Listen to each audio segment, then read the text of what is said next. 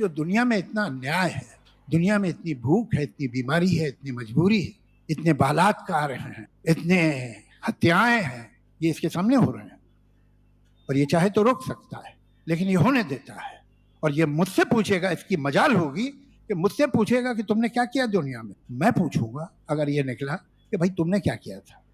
ये सुनामी में जो छोटे छोटे बच्चे मर गए, बुढ़े बुढ़िया मर गए, उन्हें तुम बचा सकते थे? ये बच्चे को जब डिप्थेरिया होता है 6 महीने के बच्चे को, तो नीला पड़ जाता है, सांस की नाली बंद होती है, जाली आ जाती है उसमें, और वो घुट के नीला होके मरता है। तुम देख रहे थे ये हजारों लाखों बच्चे डिप्थेरिया से मरते हैं, तुम उनकी गले की जाली हटा नहीं सकते थे? तुम्हें शर्म नहीं आती है? अगर तुम हो। ने सवाल किया कि does God want to prevent evil, and if yes then why is there evil. क्या खुदा इवल को प्रिवेंट करना चाहता है, और अगर चाहता है तो फिर इवल क्यों है।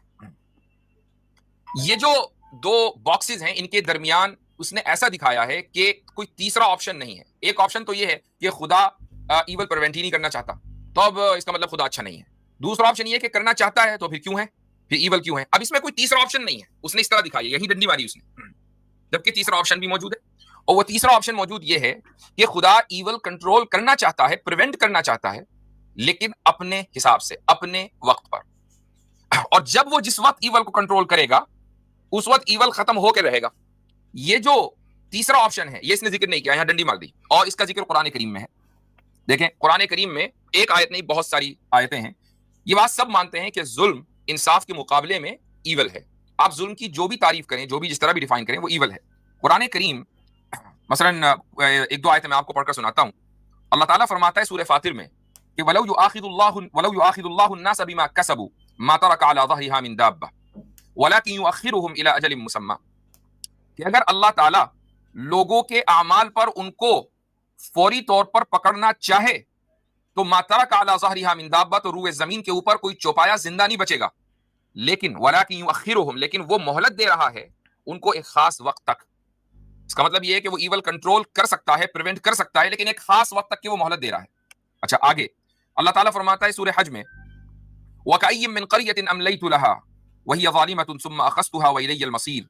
कि कितनी ऐसी बस्तियां हैं कि जिनको मैंने मोहलत दी जबकि वो जुल्म कर रही थी, वहिय ज़ालिमतुन, फिर मैंने उनको पकड़ा, सुम्मा अख़ज़्तुहा, और मेरी ही तरफ लौट कर आना है। तो जुल्म जालिम को जुल्म करने की मोहलत दी गई, और ऐसा नहीं कि उसको कभी पकड़ा नहीं गया, पकड़ा भी गया।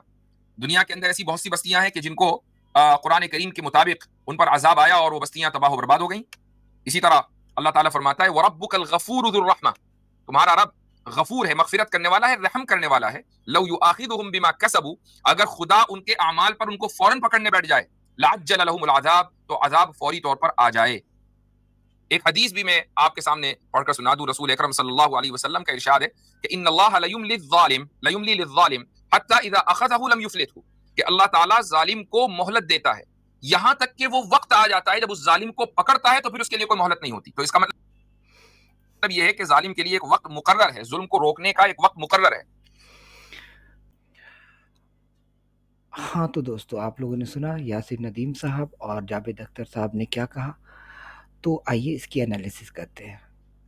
जैसा कि यासिर नदीम ने कहा कि अल्लाह चाहता है या नहीं चाहता है, अगर कोई पूछा जाए येस और नो के अलावा एक और ऑप्शन होनी चाहिए, जो कि ये होगी कि वो चाहता है लेकिन अपनी मर्ज़ी से, वो एविल को प्रिवेंट करेगा लेकिन अपनी मर्ज़ी से, अपने वक्त के हिसाब से। ये तीसरा ऑप्शन होनी चाहिए, जो किसी ने डंडी मार दी है और वहाँ से ओमिट कर दिया, हटा दिया है। ठीक है, डंडी मार, ये लफ्ज़ उन्होंने कहा कि वो डंडी मार। अब आपसे मैं पूछूंगा कि ये डंडी कौन मार रहा है, झूठा कौन है, कौन यहाँ मक्कारी कर रहा है और लोगों को गुमराह करने की कोशिश कर रहा है, ये मैं आप पे छोड़ता हूँ और आप लोगों से मैं चाहता हूँ कि आप हमें बताएं। एक पुलिस वाले के सामने अगर रेप या मर्डर हो रहा है और वो कहता है कि मैं अपनी मर्जी से रोकूंगा, अपने वक्त के हिसाब से रोकूंगा, तो उसकी ये बयान क्या येस में जाती है या नो में जाती है? जाहिर सी बात है, उसने अभी मना कर दिया, मतलब नहीं ना किया, ये तो ना हुआ ना, तीसरा ऑप्शन तो नहीं है। येस और नो दो ही ऑप्शन है। अगर उसने अभी कह दिया कि मैं अपनी मर्जी से करूंगा, इसको प्रिवेंट करूंगा, लेकिन अपनी मर्जी से करूंगा, अपने वक्त के हिसाब से करूंगा, इसका मतलब ये चीज जो है, ये तीसरा ऑप्शन नहीं है, ये नो वाला ऑप्शन ही है। रेप अभी हो रहा है, अब मैं अपनी मर्जी से अपने वक्त के हिसाब से करूंगा, या मर्डर अभी हो रहा है, अपने वक्त के हिसाब से करूंगा, इसका मतलब मैंने कहा कि नहीं करूंगा। तो इसको थर्ड ऑप्शन बनाने की क्या ज़रूरत पड़ी है मौलाना साहब को? और थर्ड ऑप्शन तो बड़ी चालाकी से वो करें, कह रहे हैं कि ये थर्ड ऑप्शन होनी चाहिए, जबकि ये थर्ड ऑप्शन नहीं है, ये नो ही में जाएगा। अभी नहीं करेंगे मतलब नहीं करेंगे, अभी मूड नहीं है खुदा का कि भाई अभी रेप होने दो, मर्डर हो रहा है होने दो, हज़ारों लोग बीमार मर रहे हैं, हज़ारों बच्चे बीमारी, शदीद बीमारियों से दर्द और तकलीफ के साथ गुजर रहे हैं, गुजरने दो, मेरा मूड अभी नहीं है, मैं बाद में करूँगा, मैं अपनी मर्जी से करूँगा, तुम्हारी मर्जी से नहीं करूँगा। अगर यही यही बात जो मौलाना साहब ने खुदा के लिए किया है, वही हमारे सामने कोई पुलिस वाला कहे, तो हम उसे यस समझेंगे या नो समझेंगे?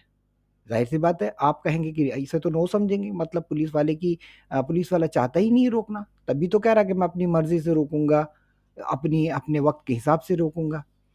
स दूसरा एग्ज़ाम्पल, कोई मेडिकल ऑफ़िसर है, कोई हॉस्पिटल का वो इंचार्ज है, सबसे बड़ा इंचार्ज है, चीफ़ मेडिकल ऑफ़िसर है, और वो कहता है कि किसी का इलाज करने की ज़रूरत नहीं है, कोई भी इलाज करने के लिए कहीं किसी भी पेशेंट को देखने के लिए कोई स्टाफ़ ना जाए, कोई डॉक्टर या कोई नर्स ना जाए वहाँ पर, ठीक है? कोई दवाइयाँ देने की ज़रूरत नहीं है। जैसा है चलता रहे, जो बीमार है तड़प रहे हैं तड़पने दो, जो बीमार है बीमार रहने दो, जो चिल्ला रहे हैं चिल्लाने दो।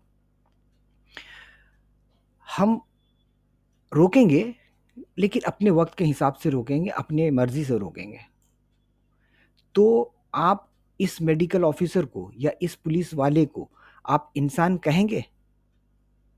आप इंसान नहीं कहेंगे, ये इंसान भी कहलाने के लायक नहीं है। लेकिन ये जो यासिर नदीम है, ये उसे खुदा कह रहे हैं कि ऐसा करने वाला खुदा है, जो ये कहता है कि मैं अपनी मर्ज़ी से रोकूँगा। मतलब ये है कि क्राइम आज होगा, लोग आज रो रहे हैं, लोग आज तड़प रहे हैं, बच्चे, बूढ़े, जवान आज मर रहे हैं, बेइंसाफ़ी लोगों के साथ आज हो रही है, ठीक है? हज़ारों लोग तरह-तरह से बीमारियों से, मुसीबतों से और पता नहीं कितनी तरह की मुसीबतें इंसान की ज़िंदगी में हैं। उन सब के बावजूद ये कहते हैं कि भई अपनी मर्ज़ी से करूँगा या बाद में करूँगा, और फिर इतना ही नहीं रुकते। वो यासीर नदीम ने बहुत सारी कुरान की आयतें वैलिडेट करने के लिए अपनी बात को वैलिडेट कर कुरान की आयतें और एक हदीस भी सुनाई। उसमें ये फरमाते हैं कि वो यही कहते हैं कि अपनी मर्ज़ी से खुदा रोकेगा, जब उसकी मर्ज़ी होगी, जब वक़्त आएगा तब। ठीक है भाई, मान लेते हैं वक़्त आएगा तब। और उसके बाद यहाँ यही नहीं रुकते, एक और भी बहुत ही वियर्ड बात कहते हैं कि वो ये कहते हैं कि अल्लाह ताला ने कितनी ऐसे लोगों को सज़ा दी है तो पूरी बस्ती की बस्ती उजाड़ दी। भाई ये कौन-सा तरीका है भाई बदला लेने का? रेप और मर्डर इंडिविजुअल कर रहा है, एक इंसान एक फ़र्द कर रहा है।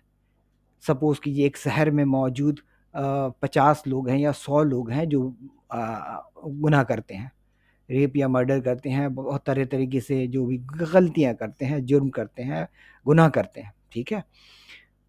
तो पूरे शहर को तबाह, पूरी बस्ती को तबाह करने की क्या बात है?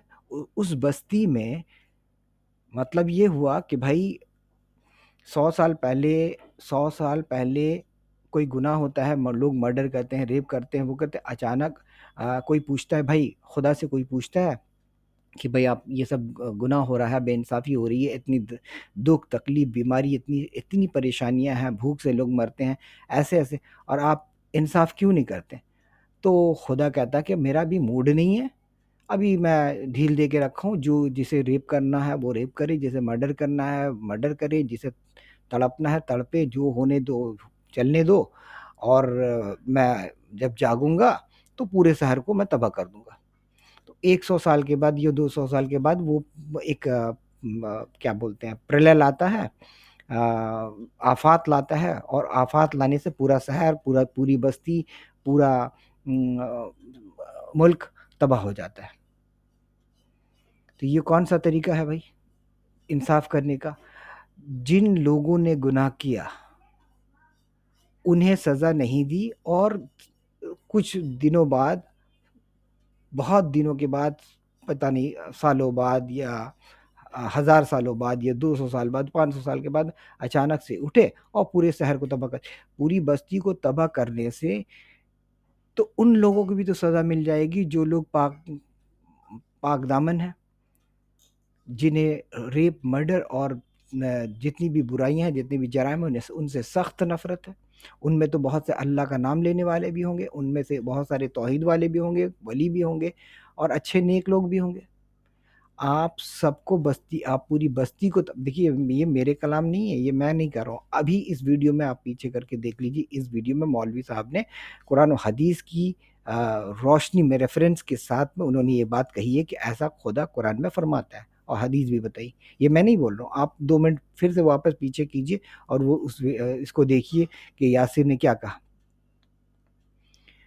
तो पूरी बस्ती को उजाड़ने का मतलब, पूरी बस्ती को डुबाने का मतलब, ये क्या मतलब, क्या ये कैसा तरीका है खुदा का बदला लेने का?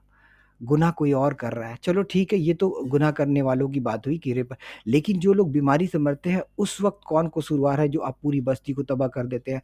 हजारों लोग भूख से मरते हैं, पूरी दुनिया में 1000 लोग एवरी डे, हजारों लोग, जिनमें हजारों बच्चे भी शामिल होते हैं, वो बिना प्यास और भूख के एवरी डे, मैं रोज की बात कर रहा हूँ, रोज की बात, तकरीबन मुझे एग्जैक्ट काउंट नहीं पता है, लेकिन देख लीजिए कई हजार एवरी डे लोग मरते हैं, जिनमें बहुत सारे बच्चे भी होते हैं पूरी दुनिया में, सिर्फ भूख और प्यास की वजह से। ये कौन सा तरीके, यहाँ पे कौन कौन कसूरवार है जिसे अल्लाह तबाह करेगा? ये कौन कसूरवार है जिसका शहर को खुदा तबाह करने वाला है, पूरी बस्ती तबाह करने वाला है? कौन जिम्मेदार है? ये तो खुद जिम्मेदार है ना। ठीक है, उसके बाद हज़ारों बीमारी, बच्चे, अभी जैसा कि जावेद अख्तर ने कहा कि बहुत सारे बच्चे होते हैं जिन्हें मौलिक बीमारियां होती है, डेडली डिजीजेज होती है, कैंसर होता है, डिप्थीरिया होता है, और भी मुझे पता नहीं, हज़ारों ऐसी बीमारियां होती हैं जो बहुत तकलीफ के साथ उस बच्चे की जान निकलती है, और उनमें से ज़्यादातर बच्चों के जो डेथ होती है वो वालिदैन के बाहों में होती है। अब इसमें कौन गुनाहगार है जिसकी बस्ती तुम तबाह करोगे, जिससे बदला लोगे? ये तो ये तो खुद ही जिम्मेदार है, खुद ही जिम्मेदार है ऐसी बीमारियों को बनाने वाला। यहाँ पे कोई करने वाला कोई इंसान तो नहीं है ना। ये भूख, ये प्यास, ये तकलीफ, ये एक्सीडेंट्स होते हैं, बीमारियां हजारों, 60 साल की जिंदगी, ऑन एवरेज 60 साल की जिंदगी खुदा ने बनाई, और उनमें से कम इंसानों के लिए 6 लाख बीमारियां बनाई हैं जो इंसान की जान ले लेती है। देखिए, इंसान की जिंदगी 60 साल की और 6 लाख से ज्यादा इंसान के लिए बीमारी बनाई गई है। कितना ज्यादा फ्लॉ है खल्क में, इस जो क्रिएशन में कितनी ज्यादा मतलब खराबी है, ये इन्हें नजर नहीं आती है। इन्हें नजर इसलिए नहीं आती है कि बहुत सारे वजूहात है, हूरों का चक्कर है, तो वो लालच में वो लोग उन लोगों को दिखाई नहीं देती है, क्योंकि इन्हें फ्लैटर मतलब खुशामद और क्या बोलते हैं बूट लिकिंग और फ्लैटरिंग से फुर्सत नहीं है, इस वजह से उन लोगों को दिखाई नहीं देता है। ठीक है, अब जिन्हें समझ में नहीं आया कि मैंने क्या बोला, वो डिक्शनरी में देख लें बूट लिकिंग का मतलब क्या, फ्लैटरिंग का मतलब क्या है। तो देखिए, इतनी 60 साल की जिंदगी में 6 लाख से ज्यादा बीमारी इंसानों के लिए बनाई गई है, तो ये फ्लॉ नहीं है तो क्या है? तो ये क्या कहते हैं बोलो, God made us in perfect way, हमें एकदम परफेक्ट बनाया गया। तो हमें जब परफेक्ट बनाया गया तो इतनी सारी बीमारियां हमारे लिए कहाँ पे है?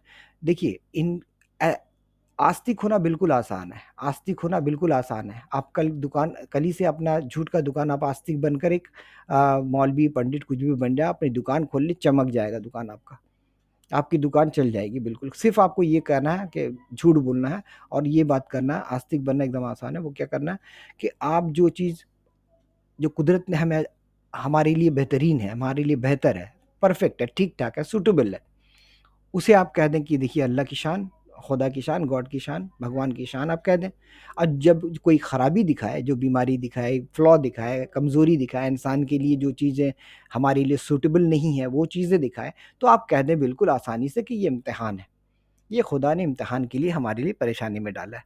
ये छोटी-सी ज़िंदगी, इतनी सारी बीमारियाँ, भूख, प्यास, तड़प, रिलेशनशिप, हज़ारों तरह के मतलब इंसान जो ज़िंदगी में आता है, वो कितनी सारी परेशानियों से जूझ रहा होता है। रिलेशनशिप, कोर्ट अदालत, बेकसूर लोग कोर्ट अदालत के चक्कर में फँसे हुए हैं, बेगुनाह फँसे हुए हैं, परेशानी में हैं, हॉस्पिटल के चक्कर लगा रहे हैं, कोई रिलेशनशिप लेके परेशान है।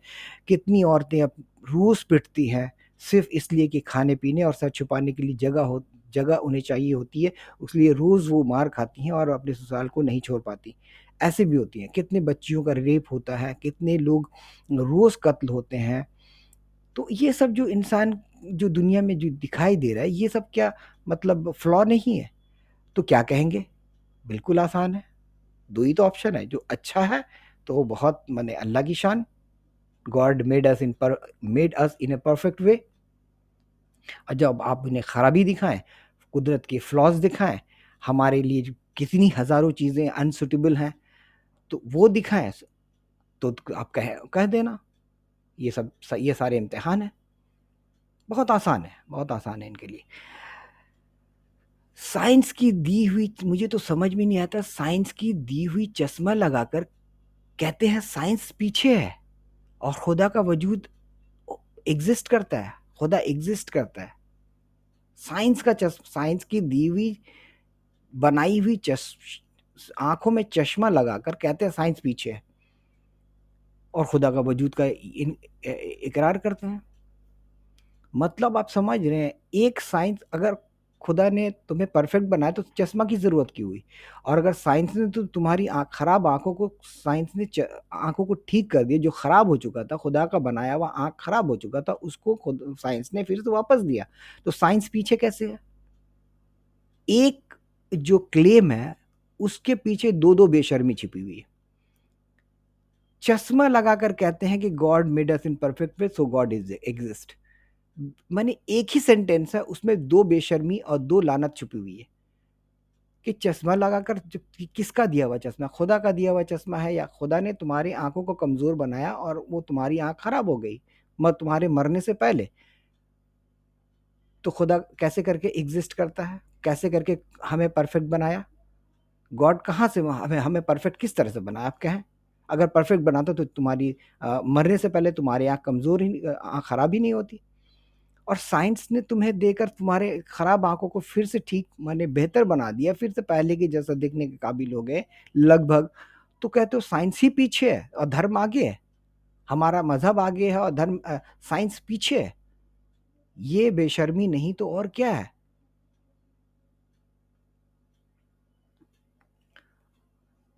कितने हिंदुस्तान में ही आप देख लेना, हज़ारों लड़कियां हैं जो मजबूरन प्रोस्टिट्यूशन पे उतरती हैं, सिर्फ पेट की आग को बुझाने के लिए।